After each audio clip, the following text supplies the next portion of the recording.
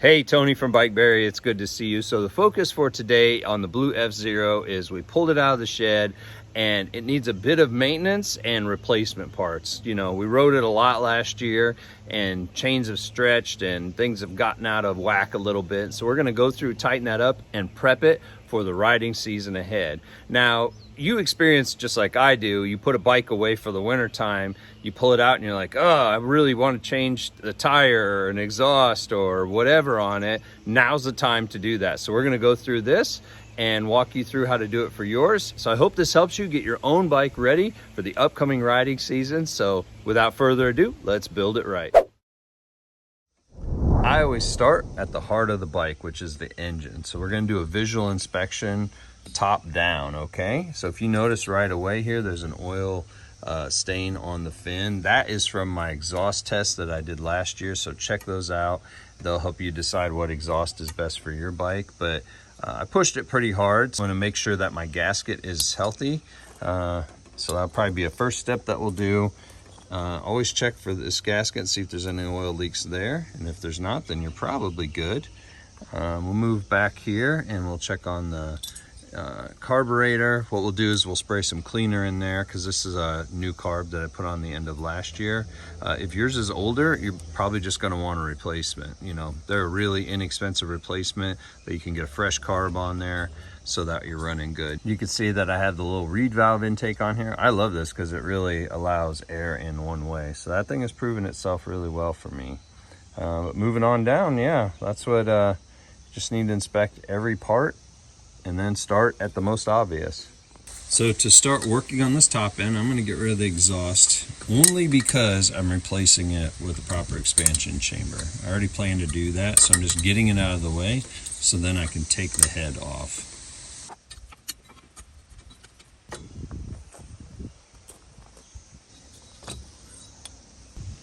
This is why it's a good idea. See how I utterly destroyed this gasket? Like all of the gasket fiber material is gone. All you see is the metal core in there. So that's why this is a good idea.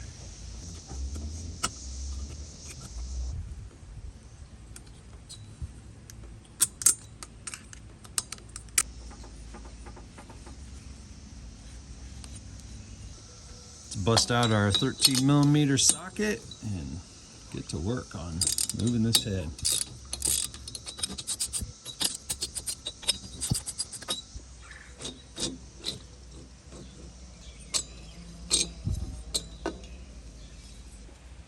All right, overall everything looks pretty healthy. The only thing I had was a leak towards the front here. I could have torqued that down and solved that, so I'll make sure and do that. I believe my gasket's probably pretty good. Let's wipe it off and see what we think. Again, this is a brand new engine as of last, summer, so yeah, everything looks really good. I'm happy with it.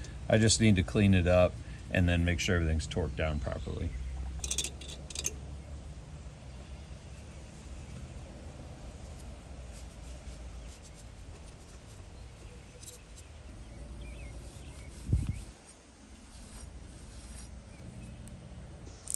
Now's a good time to spray some parts cleaner down in there.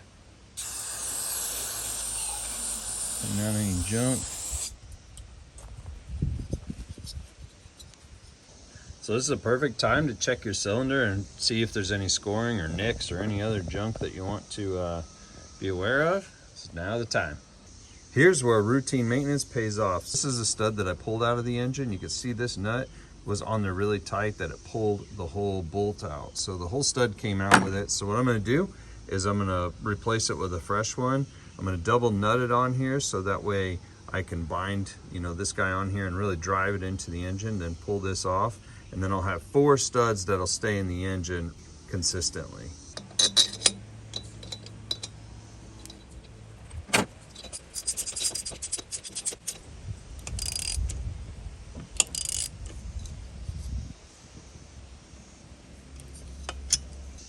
All right, now that we resolved our stud issue, I was able to repair that. Our gasket issue, everything's good to go.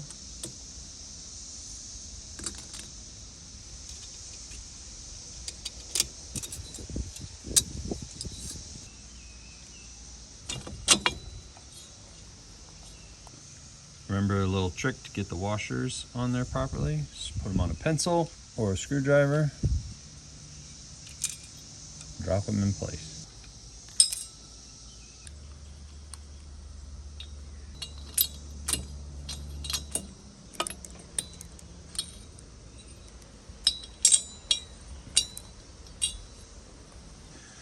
Tighten your head bolts to 10 foot-pounds and you'll be good to go.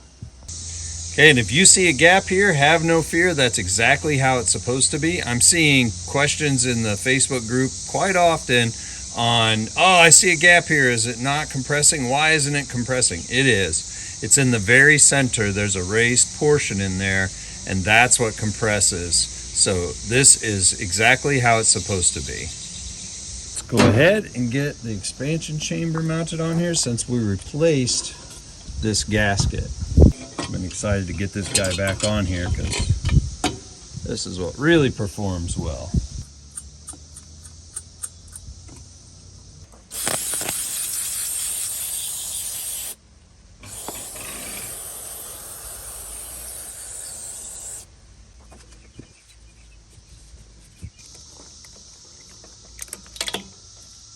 With the cover off, there's several things to inspect. Now, this one I took the chain off, but on the bike you can see I left the chain on. You want to inspect your sprocket just to make sure that it's healthy looking.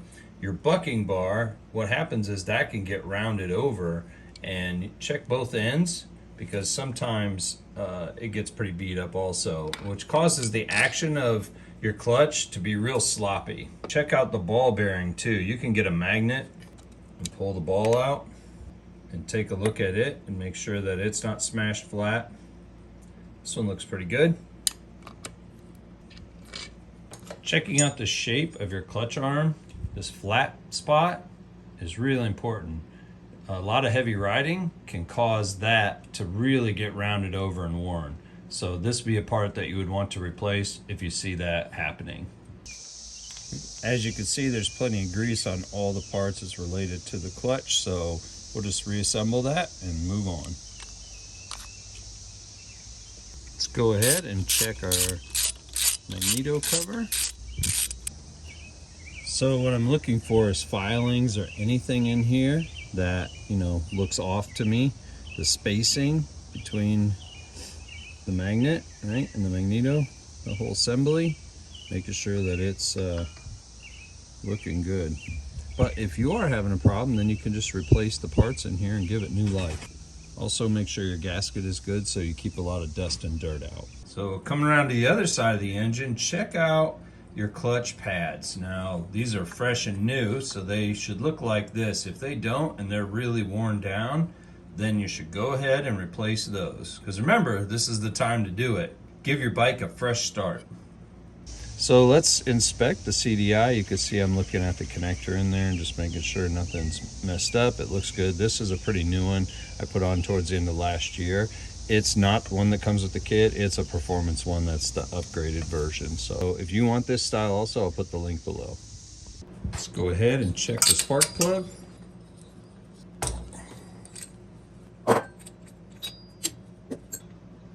So this engine is in the break-in period, so I haven't adjusted my oil and gas mixture yet, but right now it looks pretty good, and this is a pretty new spark plug. So if you've been running yours a lot harder and have a lot more wear on it, not functioning like it should, now's the time to get a replacement. Moving right along, we're going to check out our chain, which this one's a pretty new one, but you want to go through and make sure that everything looks in really good condition. Sometimes these pins can rub against these parts, right? Because it's really close right there. So you'll want to go on the back side here and really inspect them to make sure all along the way that it's in good shape. I could see some marks on it, but it's okay. As you can see on this bike, I have no chain tensioner. I just adjusted the tightness of the wheel according to this chain, which has the right amount of slack for me. And because this is my test bike, what I did is I flipped the chain tensioner and I put it on the pedal side. Okay?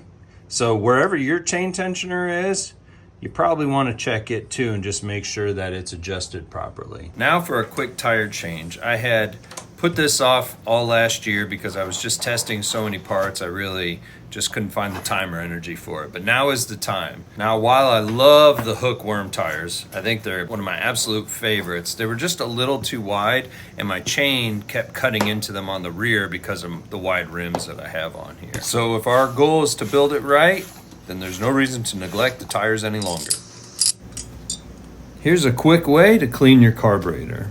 Now this HP carb was put on maybe towards the middle of last year, middle of the summer. So it's been running really great. And you can see that I have this little reed intake, which I love because it lets, air in one way and really doesn't let it back into the carb. So I notice more efficient operation when I have that in place. Otherwise, I'm just cleaning up everything kind of generally, okay? Just spraying parts cleaner and everything, trying to make sure there's no gunky residue on it so it's fresh for the season. Now check your gasket and make sure that it's either healthy or replace it with a new one, all right? Now as far as the carb goes, you're really just trying to spray inside and get the slide clean and everything that, as for fuel to pass through there. What happens is the slide gets gunked up from, oil, back pressure and stuff like that, which is less, I noticed, because of that reed intake. Otherwise, take the bowl off, take the jet out, clean it up, use those, the cleaning files that are for welding. You can buy those anywhere, online or anywhere. They're really great. They're just all different sizes, and you can clean whatever size that your jet is. Having a clean jet is everything. So let's reassemble, get it all back together, make sure your bowl is working properly. You'll be fine. Just final fit and finish. Make sure all of the screws are tight. That way you don't have any gas leaks. Then put it on, you're good to go. Let's talk about fuel line. So this blue is the upgraded type, and it's never changed hardness. It's always remained flexible. Basically, it's the same as the day I put it on there. Unlike the stuff that comes with your kit, see how it yellows over time. It gets really hard and then ends up leaking over time. So I recommend you ditch this and you get the upgraded. Now, as you notice, I don't have a filter on this. What I do is I have the filter that's up in the gas tank. I just leave that on there and I change that out once a year. So that's something where you can just remove your petcock and unscrew this and clean it and put it back up in there. For the bikes that do have a filter on there, just chuck it and get a brand new one because these things get pretty junked up real fast. Let's go ahead and inspect the cables. So you could see that this one I looped around, I just didn't cut it off. I just thought, well, I'll do that. That gets enough out of the way. But you want to check the end in there, coming out the hole, and then you want to check it right at this screw point. Sometimes you'll get a bunch of frayed wires here. That's when you need to change it. Other than that, visually inspect your cables on your brakes.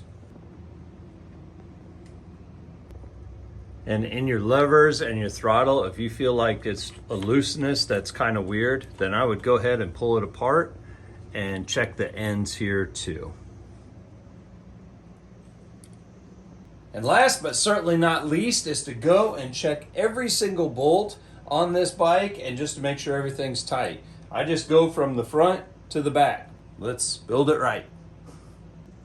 One super important part to check is your headset. So in this case, everything gets really loose here and then the bottom bracket. So you can test this by rocking the bike back and forth and feeling if there's anything loose in there. Now I felt it a little bit. I can feel it like clonking. So I'm just gonna give it a little bit of a turn till it's snug again. Yep, seems much better. While we're up here, we'll check out all the bolts, make sure everything's tight.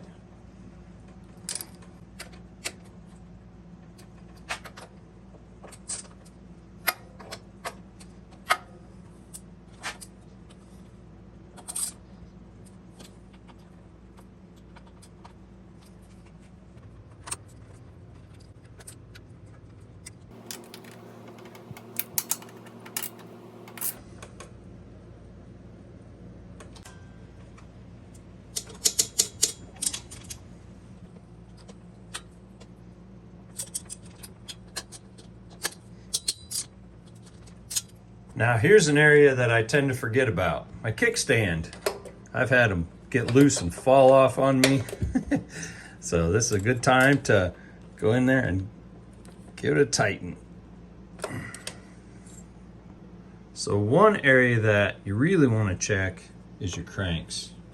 I've had them come loose a few too many times. So this is a good time. Get them good and tight. Get them good and tight. That goes for your pedals too. Make sure they're good. Now when you come around to this side of your pedal crank set, let's take this off.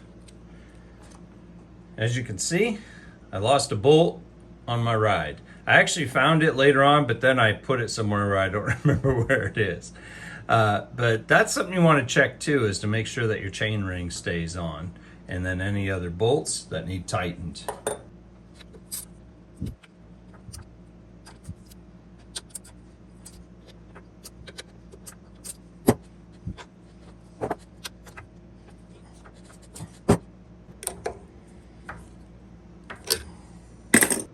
So as far as the rear wheel goes, it all depends on what you have as your setup. I have a rear disc brake, then I have an aluminum sprocket, which I can't get to every single one of those Allen headed bolts. So what I'm going to do is I'm just going to spin it around and make sure that I see that they're seated properly.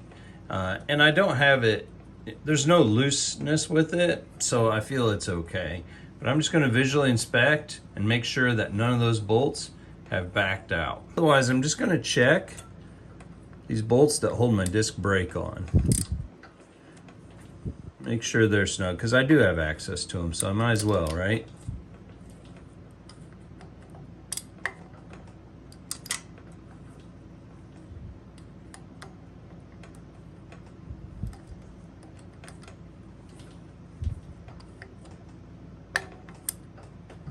Perfect. And we'll check the seat.